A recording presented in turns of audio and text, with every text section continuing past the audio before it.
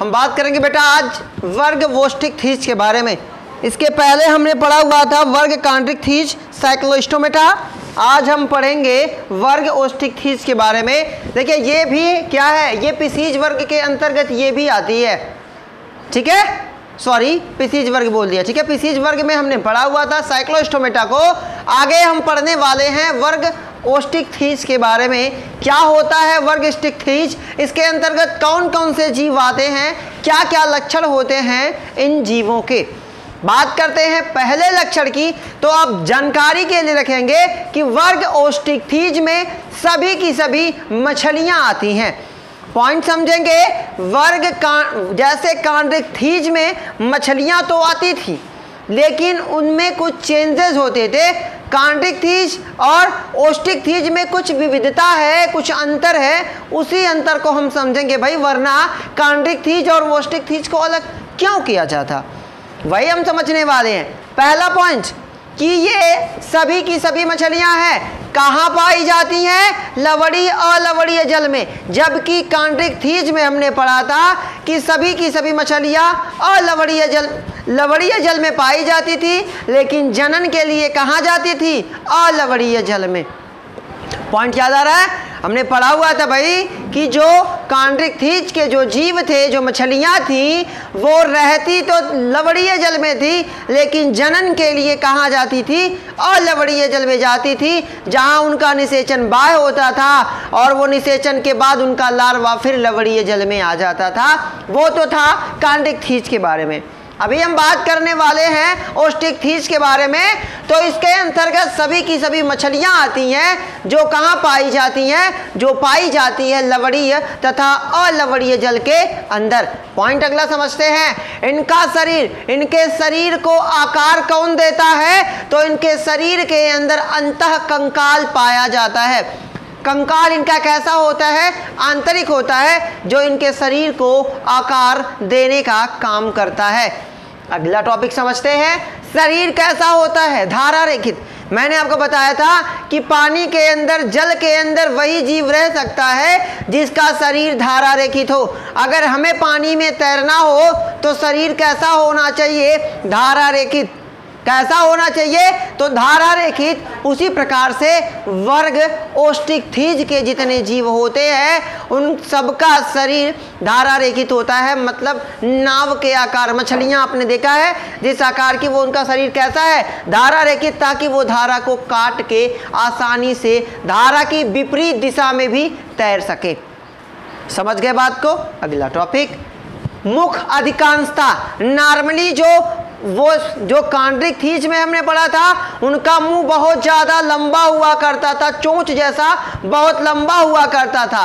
लेकिन वर्ग ओस्टिक थीज में यही कुछ अंतर है भाई, वही तो हमें कंपेयर करना है, हमें यही तो तुलना करना है कि क्या अंतर है कांड्रिक थीज और ओस्टिक थीज में।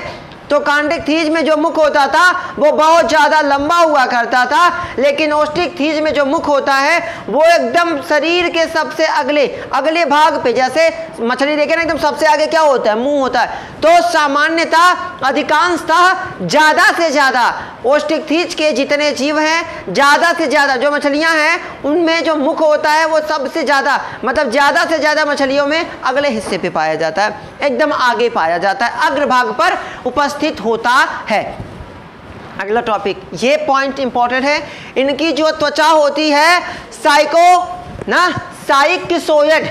इनकी पॉइंट याद रखना, इनकी जो त्वचा होती है वो साइक्सोइड और टिनोयोड नामक परत से ढकी हुई होती है। इनकी जो त्वचा होती है, रोहू कतला आप देखते हैं ना, उनके शरीर पे एक चमकने वाली ना, जिसको हम छील के उसके बाद बनाते हैं, तो वो जो सल्क है, वो जो परत है, वो किसकी बनी हुई है, तो वो बनी है साइक्सोइड और टिनोयोड से बनी हुई होती है, जो उनके त्वचा को ढकने का काम करती है। आप उस परत को छील देंगे, उसके बाद आप पाएंगे तब जाके उसकी त्वचा प्रारंभ होती है। वो जो उसके ऊपर है, वो उसकी जो सल्क है, वो परत है, वो किसकी बनी है? तो वो बनी है साइक्सोयड और टिनोयोड की बनी है। ये सबसे इंपॉर्टेंट पॉइंट है ओस्टिक थीज और कॉन्ड्रिक थीज में। कॉन्ड्रिक थीज में ऐसा कुछ नहीं था, जबकि ओस्टिक थीज के जो जीव हैं इनके शरीर के बाहर इनकी त्वचा को ढकने का काम कौन करता है? तो साइक्सोयड और टिनोयोड जो सल्क का काम करते हैं, जो इसकी त्वचा को ढकने का काम करते हैं। पॉइंट क्लियर हो गया बेटा? अगला समझते हैं वायु कोश। इसके पहले पढ़ा था कि जो कॉन्ड्रिक थीज के जीव थे उनमें वायु कोश नहीं पाया गया था, जिसकी वजह से वो लगातार तैरते रहते थे, जीवन भर वो केवल तैरते रहते थे, वरना वो मर जाते। उसी के सार में, उसी की तरह जो ओस्टिक थीज होता है, इनमें वायु कोश पाया जाता है, इनके अंतर्गत वायु कोश पाया जाता है, मतलब हवा भरने की जगह इनके अंदर होती है। क्या काम करता है? वो उत्प्लावन बल। आप नदी वगैरह में तैरने जाते हैं तो टायर लेके जाते हैं, देखते कि नहीं? टायर लेके जाते हैं, हवा भरी रहती है, तो जब आप टायर के ऊपर हवा भरी रहेगी किसी चीज़ में तो वो चीज़ हल्की हो जाती है, समझ रहे हैं? क्योंकि उस पर उत्प्लावन बल कार्य करता है। कौन सा बल? उत्प्लावन। आप नदी में कूदते हैं, आप गहराई में जाते हैं, फिर बाहर आते हैं, तो जब आप जाते हैं और आपको धक्का मारने का काम कौन सा बल करता है? उत्प्लावन बल करता है। तो जो ओस्टिक थीज के जीव होते हैं इनमें वायु कोश तो पाया जाता है, जो उत्प्लावक बल का काम करता है, जिसकी वजह से वो आसानी से तैरने का काम करती हैं, वो आसानी से तैर लेती हैं, वो कहीं रुक भी जाती हैं, है ना? कुछ पल के लिए रुक सकती हैं, कुछ घंटों के लिए रुक सकती हैं, लेकिन जो कॉन्ड्रिक थीज था उसमें वायु कोश था ही नहीं, जिसकी वजह से वो मछलियाँ जीवन पर्यंत क्या करती थी? तैरती रहती थी। पॉइंट क्लियर हुआ? मैंने आपको बताया है कि मछली, मैंने जब हृदय पढ़ाया था तब भी बताया था, फिलहाल अभी भी बता रहा हूँ, जितनी भी मछलियाँ होंगी उनका जो हृदय होगा वो केवल 2 प्रकोष्ठी। उनके हृदय में 2 ही कमरे पाए जाएंगे, 2 कक्ष पाए जाएंगे। एक अलिंद होगा और एक क्या होगा? निलय। मतलब जैसे मनुष्य का हृदय 4 वेशमी होता है, जिसमें 2 अलिंद 2 निलय होता है, ठीक उसी प्रकार से जो मछलियाँ होती हैं उनका जो हृदय होता है वो कैसा होता है बेटा? 2 वेशमी होता है। उभयचर जो होते हैं उनका हृदय 3 वेशमीय होता है, जिसमें 2 अलिंद होता है, 1 निलय। फिलहाल बात कर रहे हैं ओस्टिक थीज की, तो इसके जो जीव होते हैं इनका हृदय कैसा होता है? 2 प्रकोष्ठी, मतलब हृदय 2 भागों में बटा हुआ होता है, 1 निलय होता है और 1 अलिंद होता है।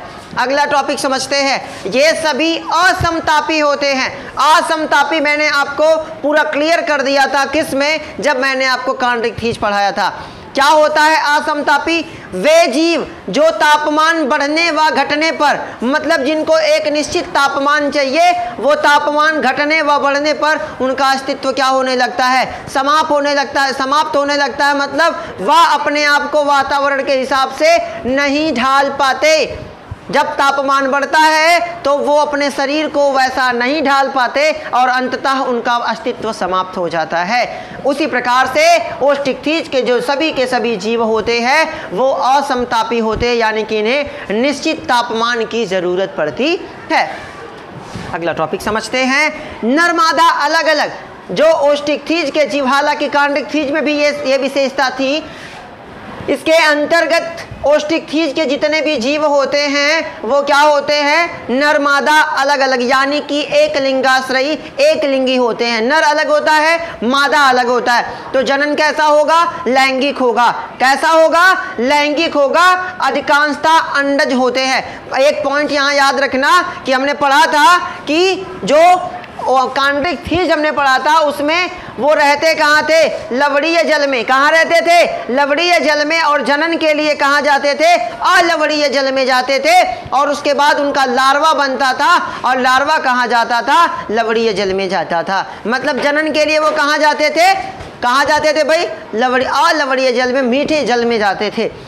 यहाँ पे ये नर मादा अलग अलग होते हैं, लैंगिक जनन करते हैं, जहाँ रहते हैं वहीं जनन करते हैं। कहाँ ये रहते हैं? ये लवणीय जल में भी रहते हैं, अलवणीय जल में रहते हैं। तो ये लवणीय अलवणीय जल का इनमें कोई प्रोसेस नहीं होता, ये जहाँ रहते हैं वहीं जनन करते हैं। अधिकांशतः ज़्यादा से ज़्यादा और जो ओस्टिकथीज के जीव हैं वो क्या देते हैं? वो अंडे देते हैं, जिन्हें अंडज हम बोलते हैं। निषेचन कैसा होता है? बाह्य होता है। मतलब अंडाणु शुक्राणु कहाँ मिलते हैं? तो शरीर के बाहर मिलते हैं। जिसे जब शरीर के बाहर निषेचन दो प्रकार का, बाह्य निषेचन आंतरिक। जब अंडाणु या जब दो युग्मक शरीर के बाहर मिलते हैं उसे बाह्य निषेचन बोलते हैं, और जब दो युग्मक शरीर के अंदर मिलते हैं तो उसे आंतरिक निषेचन बोलते हैं। वर्ग ओस्टिकथीज के जितने जीव हैं इनमें जो निषेचन होता है वो क्या होता है? बाह्य होता है। और परिवर्धन लार्वा वो क्या होता है? प्रत्यक्ष होता है। परिवर्धन लार्वा का मतलब लार्वा की स्थिति को हम अपनी आंखों से देख सकते हैं। समझ गए बात को?